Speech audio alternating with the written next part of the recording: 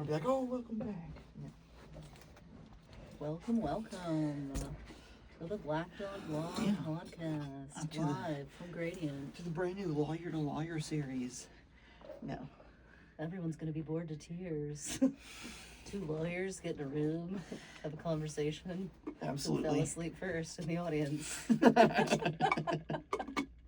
No, but tell them what you do. Tell them what we do. Yes, so my name is Kate Sullivan. I am an intellectual property attorney, a registered patent practitioner before the U.S. Patent and Trademark Office, and I'm also the founder of Black Dog Law. And I'll let my associate, Jansen Rigney, tell you more about himself. My name is Jansen Rigney, and as Kate said, I am an associate attorney. And together we are Black Dog Law. We focus primarily on trademarks, patents, copyrights, and the stricter IP. And we wanted to do this for you guys because we've recognized a need in our community. And our community specifically is for founders and smaller businesses, and businesses are trying to scale. And we see a lot of reoccurrence in what we do. So we thought we would just sit down, have a discussion between ourselves, and let you hear kind of more about our day-to-day and what we run across. So we're just kind of going to talk about what it looks like when you're starting and a lot of the problems that come up as your business begins to develop, how to even start your business. So we just want to provide that information to you all, because it can be a daunting thing. It can be kind of scary.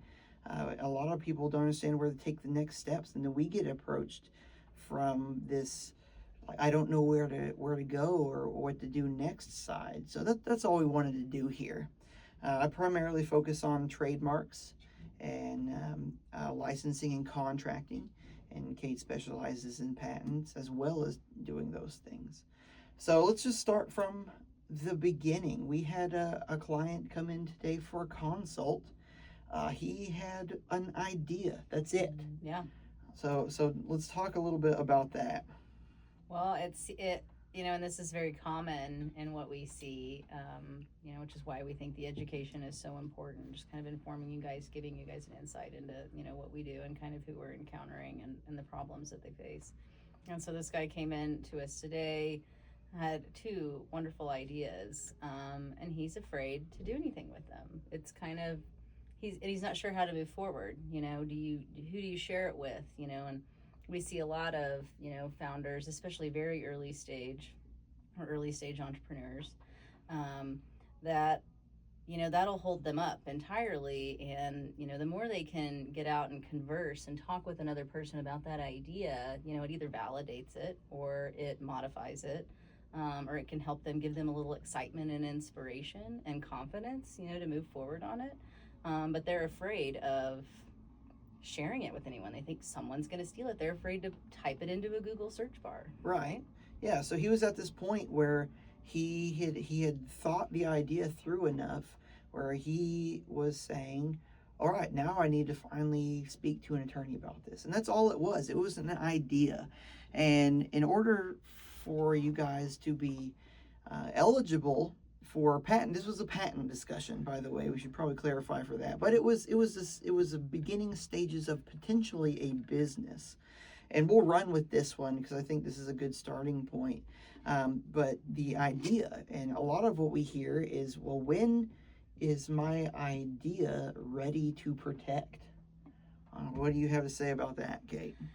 From the patent standpoint, it's very important to understand that the patent system is designed that, if you file for a patent and you are issued a patent with the U.S. Patent and Trademark Office, that you get exclusivity over that idea, how to make, manufacture, sell that concept as it stands within the bounds of the patent application or issued patent, hopefully, that you're the only one that can do that unless you authorize someone else to do that. One of the main things that I tell people all the time is intellectual property is only as valuable as you enforce it, which is an important concept to remember. But,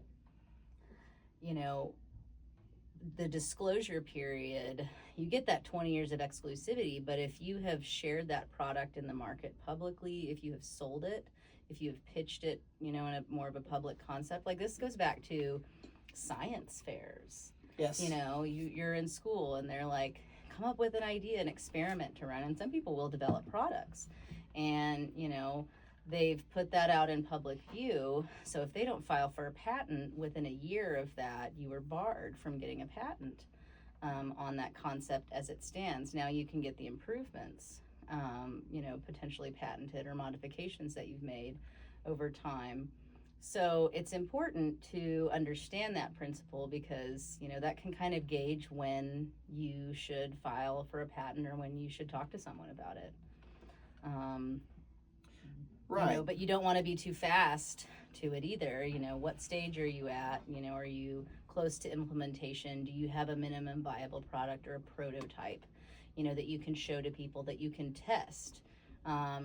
For the early patent stage, for the provisional, which is where we typically counsel a lot of people to begin with, a provisional, which I call the baby patent application. It gets you on record with the patent office with your idea as you've described it and maybe shown it in some figures or drawings. That gives you that starts the clock on, you can go talk about it, sell it, get it made, go shout it from the rooftops, share it on social media. A lot of times we'll work with early stage founders or inventors that are like, oh yeah, I showed my product at a trade show, or I put it on Facebook or made an Instagram video showing, what it is, how it functions. That's also considered a disclosure. Right. So you want to be careful of those dates. So to kind of recap that, right, and a little bit of the law behind it is Diamond versus Chakrabarty says that anything under the sun made by man, and that's a big one, we can talk about that later, is eligible for patent protection. And the stage at which you can file for a patent is what's called reduction to practice. And reduction to practice is kind of vague, but essentially is if in this disclosure that Kate's talked about here, you have 1 year from that disclosure to file the patent, or you lose your ability to file the patent. That disclosure has to be sufficient so that somebody who is familiar with the art or trained in the art, as we say, could recreate your product based on what you told them about it. So science fairs, way back when, you come up with, it's not just probes in a potato that turn a light bulb on, but you have a small product or invention, but you put on the whiteboard behind you, here's how it is, here's how it can function. That oftentimes is enough to be a sufficient disclosure that if somebody who is trained in your area could recreate it, that what's really what qualifies a disclosure. And you have 1 year from that date to file a provisional patent, or you are barred from being able to file it, and you lose that protection. So it's such an important date to know about, or, yes. or concept or principle to know about, because it's one of those things I wanted to put on a billboard, because it's so important. Because what can happen is you're so excited about it and you're trying it and you're testing it, and you don't necessarily know about the patent process. This is not intuitive concepts necessarily. It's not commonly known. You can carry it around on the back of your truck, and for years, and show it to all your buddies and all of your customers and things like that. And you had a really cool idea that was totally patentable, that could have added a ton of value to your business, and you just didn't know what you didn't know. You didn't know what the timelines are, the requirements of that, the principles that are the basis of patents. And that's just frustrating, because ultimately intellectual property adds value to your business, adds value to your company, and it helps carve out maybe a larger piece of the market or your industry, from your competitors. It gives you a competitive advantage, or it's something that, people want to buy that you can monetize. So losing the ability to protect that and get that exclusivity, that just kind of opens up the door for other people that might have already done this several times with different products, and they can easily recreate your product or your service and start selling it, and they're your direct competitor, and they maybe already have a leg up on you, which is just an unfair advantage, but it's just, that's part of the system. Right. So know your dates, because the first thing I'm going to ask you is, have you shared it? Yep. Right. And so generally the second thing I am going to ask you, like we did today, remind me one more time. As I'm sitting I know, here. it's been a long day. What did we ask him? We said, what? We asked him if he had a prototype yet. Yes. We asked him if he'd done any searching. Yes. Oh, he asked me. That's why. He asked me the question, what is the next step? We talked about provisional, and that's why I got confused there. Because we've used these big words, and he asked us to define them. When you say provisional patent, we have 1 year to file. What does that even mean? Mm-hmm. So explain the timeline on what that looks like. Yes. So, I explained talked about the provisional patent, the baby patent application. That one goes on file, it goes on record with the patent office, and then it never really gets examined at all. It sits there for a year, and then that year timeline comes up, that deadline. Say it's January 1, 2025, you file that provisional. Well, January 1, 2026, you need to have what is, dun dun dun, the non-provisional. Mm-hmm. My goodness, what wonderful language. Very intuitive. We call these things. That's what I call the Big Daddy patent application, or Big Mama, either one. We don't discriminate here. And that's the one that gets examined. That's the one that gets looked at. That's the one that can potentially mature into a patent. For you. And so after you file the provisional, you wait a year, or you can file the non-provisional sooner, depending on, the market, timelines. Maybe you want that examination to happen sooner than later, because those timelines kind of last a bit long, between when you file that non-provisional and then maybe when your patent gets examined. It depends on what area of industry it's in, and then, what's the log at the patent office. How many of those kind of types of patents, not necessarily exactly like yours, but within that same industry area, how many of those are ahead of you in line? How many examiners are there to look at them? That can impact your what we call the prosecution timeline, on how soon that's going to get examined at all, which can be at least a year usually, unless you file, extra fees and things like that to have it, expedited. But so the non-provisional is really the one that is the more important one. And you can start right off out of the gate and file a non-provisional. You don't have to go the provisional route. Generally, what we see is for early stage founders and inventors, they're not sure if customers are going to want to buy this thing. Mm-hmm. It's a lower barrier to entry, lower cost. Back in 2013, the patent system moved from first to invent to first to file.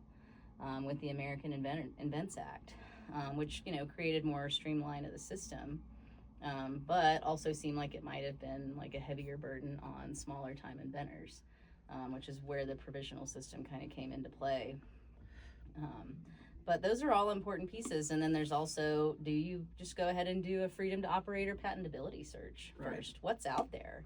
Because if there's, another patent on file, or that's already gone all the way through, or a publication, anybody wrote about it or talked about it, before you did publicly in the exact same way that your invention is, then you may not be able to get a patent on it from that standpoint. That's what we call prior art, that kind of already showed people, or introduced that concept. It wasn't yours. You weren't the first one. Right. So he asked about that today as well. So we've talked about you've got 1 year from your disclosure date to file the provisional.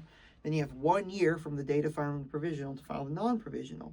But you have to worry about prior art. Now prior art comes from what's been out there before, what's been done there before, and that can keep you from getting potential patent protections. You mentioned a little bit about a freedom to operate search. A freedom to operate search from our end is we go in and we look to see if there's any barriers of entry for you to enter the patent protection realm. And we got that question from the client. He's like, well, what if I've got something out there? He had an invention that maybe the aspects in their individual aspects had been done before, but when you put them all together, they have never been done that way before.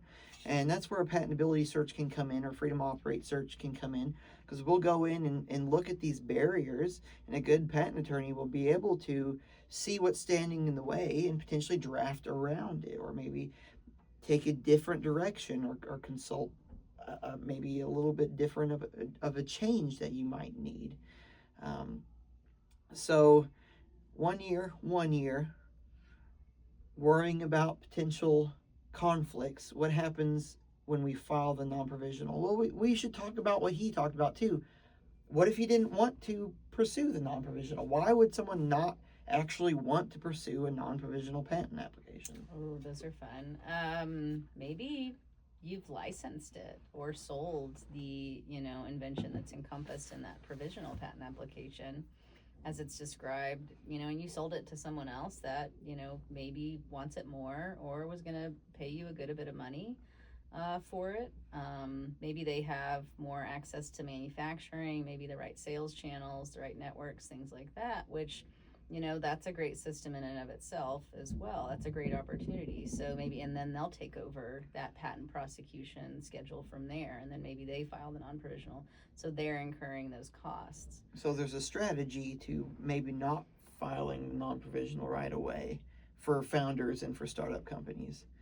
So we can buy you time with patent pending language once we file, to allow you to get some market research, to explore some sales, some licensing agreements, some manufacturing agreements, all of these things without having to file the non-provisional, because you start to incur some fees here.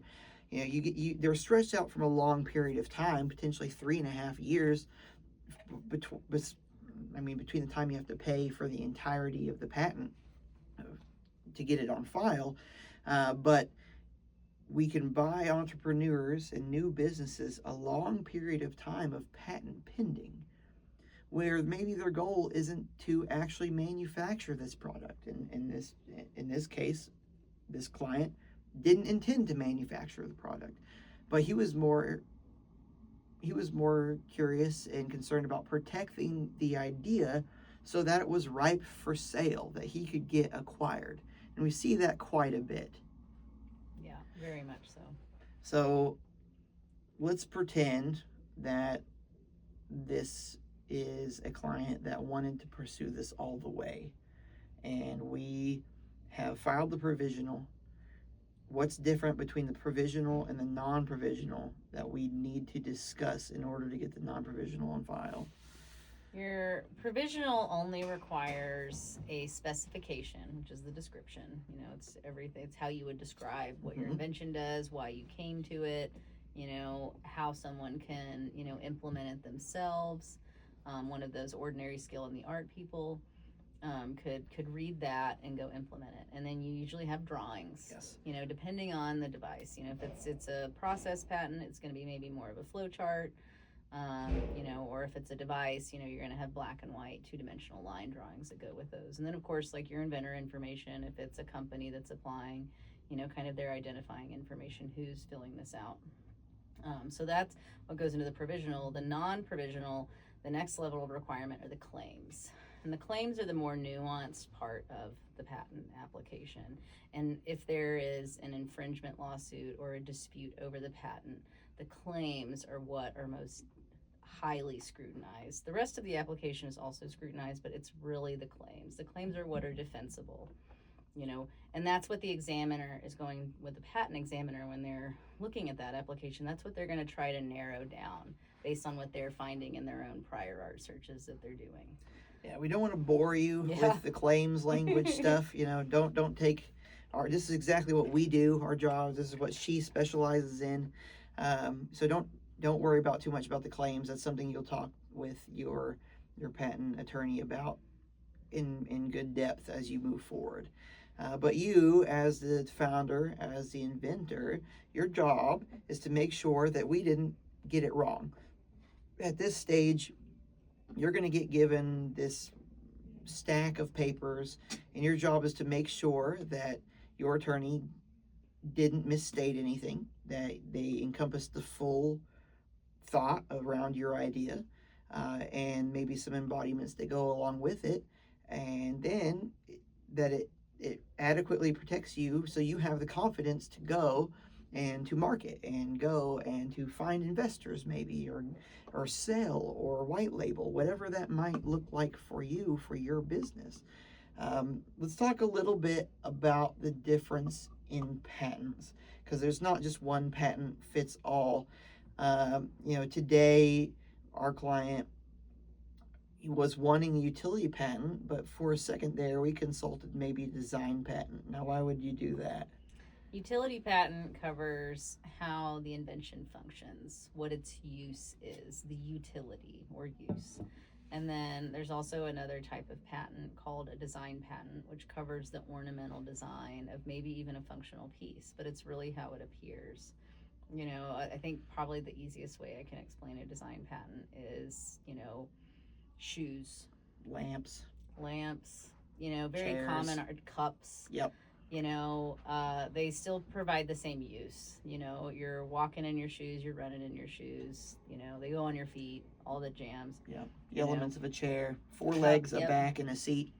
But then, think of all of the different designs, how they appear, different design, different patterns on them, different heel heights, different structures of the chair, things like that. If you come up with something, it has to go by the same principles. It has to be novel. It has to be new. Can't have been done before. But that fishing lures, I find are Yes. very ripe for the design patent. In our practice area. specifically, for some reason, crappie fishing, boy, but it's And- ripe for patent for. Well, it's because I love crappie fishing Yeah. personally. My friend James, who's an IP attorney down in Texas, he tried to get me to coin the term lure. Lure, like a lawyer. like a fishing Yeah, lure. yeah. And I'm a lawyer, and it was lure. It's really hard to say. Really, probably wasn't going to catch on. Sorry, As a James. trademark attorney, I hate it. I know. It's not bad. We'll talk about trademarks later. Yeah. Not this one, but I've got Kate with me today, so we're doing patents. So design patents. They're fun. Yeah. And they last a little bit different. Like the patent terms are an important thing to discuss, and there's really not that much difference between the utility patent and the design patent. The utility patent, you get 20 years of protection from your first filing date, and then which would be that provisional date, more than likely. And then your design patents, you get 15 years from the date that the patent issues. So it really can kind of shake out depending on the prosecution of a utility patent, how long that process is going to take.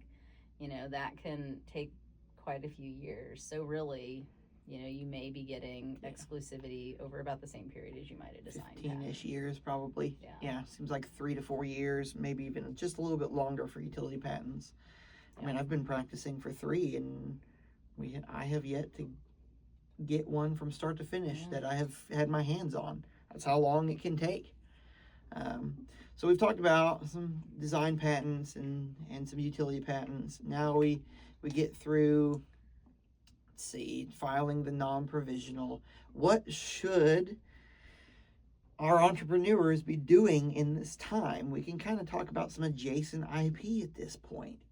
They've got protection on their idea. Now they've talked to us. Maybe we filed them a provisional patent. Now what? Well, it depends on kind of what they've done up to this point. Do you have a prototype? Mm-hmm. Do you need to talk to someone? Because we can file a patent application on something that's entirely theoretical. Yes, we can. You don't have to have a prototype. You don't have to have, showing that it actually functions or works at all, which is how a lot of patents have been filed in the past, especially by larger companies. You got R&D on it, and, they've got some theories, they've got some good ideas. You're looking at what's coming down the pike. So that's kind of a fun piece. So, okay, we've got an application on file. Then, once that clock starts, I tell you to hit the ground running as best you can. Try to get it made. Go talk to people about it. Pitch it.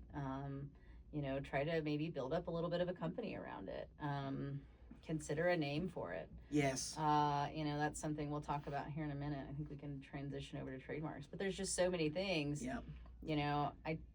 And then this was kind of part of one of the discussions I had yesterday with, a banker and an accountant, an insurance guy and me, the lawyer. We were part of a panel, and every single one of us, the common thread was that we were like, build a network, find people to talk to. Mm-hmm. If you have an idea and you're wanting to build it, you are not going to likely be as efficient at doing this thing by yourself. Mm-hmm. Find other people, they're building something different, but you're both building. Find, resource partners to talk to who can make this thing for you. Or a co-founder, honestly, at this point too. It is a rough lift. Founding and entrepreneurship is a rough lift. We often... Well, you're isolated. Yeah. You feel lonely. It is a grind. You might question yourself all the time. Is this right? Or you may just be like, this is the best idea ever. And someone's going to come up to you and say, well, how are you going to sell it? What's your price point? Right. Does someone actually want to buy this thing? And then, what's the marketing behind that goes into it? It takes, a ton of other parts of business to make this thing stand up on its own and be sold and be profitable for you, and then the other question is that your goal?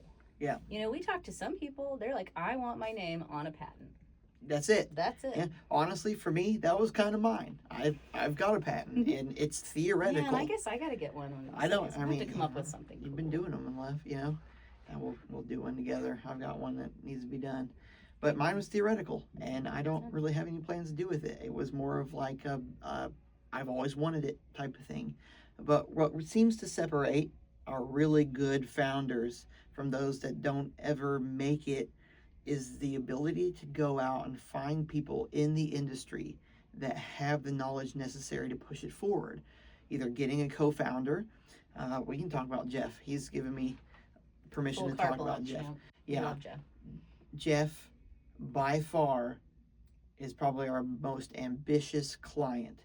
His ability to go and speak with just people in the industry that he has no business speaking with and generating those discussions is what makes him successful by far. He's unabashedly, he does not care about being ashamed. He will go and find the big guys and approach them. He is tenacious. You got to have the founder mentality. Gotta have some audacity. Yeah. Audacity. We talk about that a lot. I talk about that a lot too.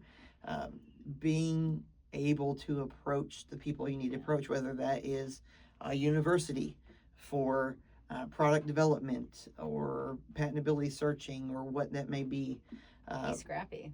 Yes. Being a scrappy founder is important. And the point there, though, too, is, because I've had clients like this in the past, and they might be the engineering type, and not to lump all you engineers into one realm, but maybe your brain kind of, your social battery is, somewhat limited, which mine is occasionally. It's more. Go find someone to help you to be that front person, to be that tenacious person. Don't be afraid to ask for that either. You're the one that came up with the thing, that ideated it.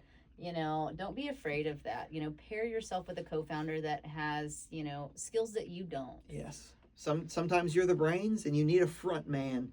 We've seen many pitches. We do pitch competitions constantly, case judged many. And I can't tell you how many times the idea is phenomenal. But the guys that are presenting it are co-founders and they're engineers. I'm casting stones on myself. I come from a science background. But they don't have that charismatic front man that oftentimes we find that VCs, venture capitalists, they like to invest in the person, not just the business. And the business has got to make sense. But if you don't have a charismatic front man, it's really hard to generate that, that tenacity that you need. Yeah, it's rare that we encompass all those qualities individually. We all have, and it's just kind of almost unfair to ourselves to have to embody every single one of those. Like, that's a stretch. That's where burnout comes in, or you just, or that doubt comes in. Like, oh, I suck at this thing. Like, well, go find someone that's really good at it. Yes. And make friends with them. And then one of the most important cynical things that I can say is if you have a partner, or even if you're a solo founder, Yes. you know, and it applies really well in the phrase from the partner standpoint, is plan for the divorce. You know, everything is sunshine and roses at Yep. the very beginning. It's lovely. We're excited. Yep. We're building this thing. And then, oh no, someone got a job offer from another connection that they made. Or maybe they get hit by a bus. Maybe they have a baby. You know, life be lifin', people. Yes. So I'm not saying that to say that every partnership is just going to like crash and burn, but it's so important. None of us want to have difficult conversations because they're difficult and that's uncomfortable. Mm-hmm. But if you have these conversations candidly now, it outlines everything that can happen, and you can have it all written out. Yep. This is what happens when this happens. This is what happens when that happens. You know, this is how the company and the idea survives beyond us. You know, that's an important thing to think about as well. We all like to think that we are the salt of the earth and that a handshake deal matters. Nowadays, it does not. And we see it way too many times. I would love to be like, Kate, I've got a great idea. Run this with me, Yeah. right? Something's going to happen, and it needs to be on paper. Get a contract in place with your co-founder or your co-inventor, anybody that you are entering business with. You need to have a papered contract. They might be bad, and they Yes. might just be like, oh, we created this joint bank account for the business, and you just put like, you know, a giant chunk of your savings in there. Like, Mhm. well, I'm just going to go take it now. Like, I've seen that happen. That's heartbreaking. That's frustrating. That makes me upset, you know, for the person that got screwed over. I mean, there's just so many different instances, but it's really just, you've got to be willing to get vulnerable with your team that you're Yes. building with. I want people to get vulnerable with us, not in any weird, like, touchy way, you know, but like, let's talk about what this looks like. Yeah, you we know, just when saw things go this. sideways. What if money runs out? Oh my God. Yeah, and it should be celebrated. We just saw this with another client. That was my favorite. Paperwork should be celebrated. It means that you've made it to a milestone that is solid.